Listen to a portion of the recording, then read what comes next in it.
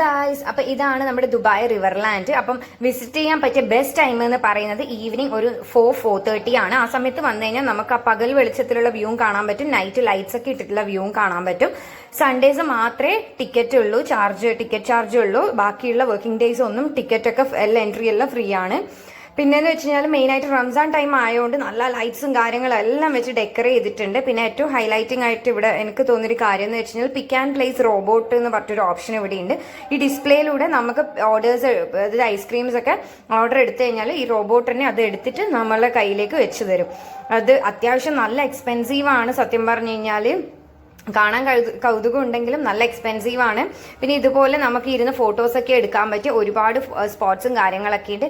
ഇതുപോലെ each and every place ലൈറ്റ്സും ഡെക്കറേഷൻസും കൊണ്ട് അടിപൊളിയാക്കിയിട്ട് നീറ്റായിട്ട് സെറ്റ് ചെയ്തിട്ടുണ്ട്. റംസാൻ ആയതുകൊണ്ട് തന്നെ ഇതുപോലെ റംസാൻ ബേസ്ഡ് തീമിൽ ലൈറ്റ്സ് ഒക്കെ ഇട്ട് ടവേഴ്സ് ഒക്കെ വെച്ചിട്ടുണ്ട്. പിന്നെ ഇതുപോലെ ഫുഡ് ട്രക്സും കാര്യങ്ങളും എല്ലാം ഉണ്ട്.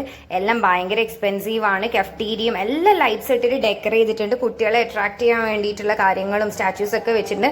പിന്നെ ഇതാണ് ലെഗോ ലാൻഡ് എന്ന് പറയുന്നത്. നമ്മുടെ ബിൽഡിംഗ് ബ്ലോക്സ് ഒക്കെ കൊണ്ട് നമ്മൾ പണ്ട് ബിൽഡിങ്ങും വീടൊക്കെ ഉണ്ടാക്കി കളിക്കുന്നില്ലേ, അപ്പൊ അതിന്റെ ഒരു സ്പേസ് ആണ്. കുട്ടികൾക്കാണ് മെയിൻ ആയിട്ട് അട്രാക്റ്റീവ് ആയിട്ടുള്ള ഒരു പ്ലേസ് ഓൺ. മെയിൻ്റനൻസ് നടക്കുന്നതുകൊണ്ടാണോ അല്ലെ വേറെ എന്താ റീസൺ കൊണ്ട് ക്ലോസ് ചെയ്താണോ എന്ന് എന്താണെന്ന് അറിയില്ല. ആരെയും കണ്ടില്ല, ക്ലോസ് ആയിട്ടാണ് കണ്ടത്. ഇത് ഇപ്പം ബിൽഡിംഗ് ബ്ലോക്സ് കൊണ്ട് ഒരു സ്റ്റാച്യൂവിനെ കളേർഡ് ആയിട്ട് ഉണ്ടാക്കി വെച്ചിട്ടുണ്ട്. ഭയങ്കര ബ്യൂട്ടിഫുൾ ആയിട്ടുണ്ട്. കുട്ടികളെ അട്രാക്ട് ചെയ്യാൻ വേണ്ടി വെച്ചതാവും. പിന്നെ ഇതുപോലത്തെ ഒരു ബ്രിഡ്ജാണ് വരുന്നത്. ബ്രിഡ്ജിന്റെ രണ്ട് സൈഡ് നല്ല ലൈറ്റ്സ് വെച്ച് ഡെക്കറേറ്റ് ചെയ്തുകൊണ്ട് തന്നെ നമുക്ക് ഫോട്ടോസ് ഒക്കെ എടുക്കുമ്പോൾ അടിപൊളിയായിരിക്കും. അപ്പൊ ബ്രിഡ്ജിൽ നമ്മൾ കാണുന്ന ലെഫ്റ്റ് സൈഡ് വ്യൂ എന്ന് പറയുന്നത് ഒരു ഫ്രഞ്ച് വില്ലേജ് ആണ്.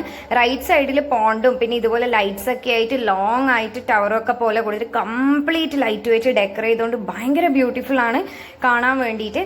പിന്നെ ബ്രിഡ്ജ് ഇറങ്ങിക്കഴിഞ്ഞാൽ ഡയറക്റ്റ് നമ്മൾ കാണുന്നത് ഇത് ഈ ഒരു വെസ്പിയും പിന്നെ ഇതുപോലത്തെ റെസ്റ്റോറൻറ്റ്സ് ആണ്. ഈ റെസ്റ്റോറൻറ്റ്സ് ഒക്കെ ഹൈലി എക്സ്പെൻസീവ് ആണ്.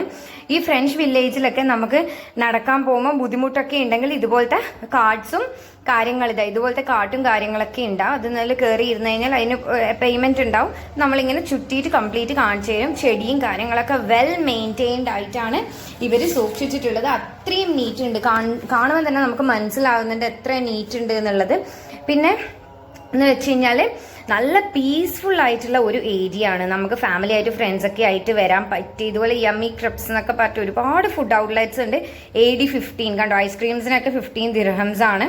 അപ്പൊ അത് നമ്മൾ കൺവേർട്ട് ചെയ്യുമ്പോൾ തന്നെ നമുക്ക് മനസ്സിലാവും. അപ്പൊ ഇത് ഫ്രഞ്ച് കോളനി നോക്കി എന്തൊരു നീറ്റാണെന്ന്. നിലത്ത് ഇതൊക്കെ ചെടിയും കാര്യങ്ങളെല്ലാം അത്രയും മെയിൻറ്റെയിൻഡ് ആയിട്ട് അവരത് സൂക്ഷിക്കുന്നതിൻ്റെ ഒരു ഇതാണ്.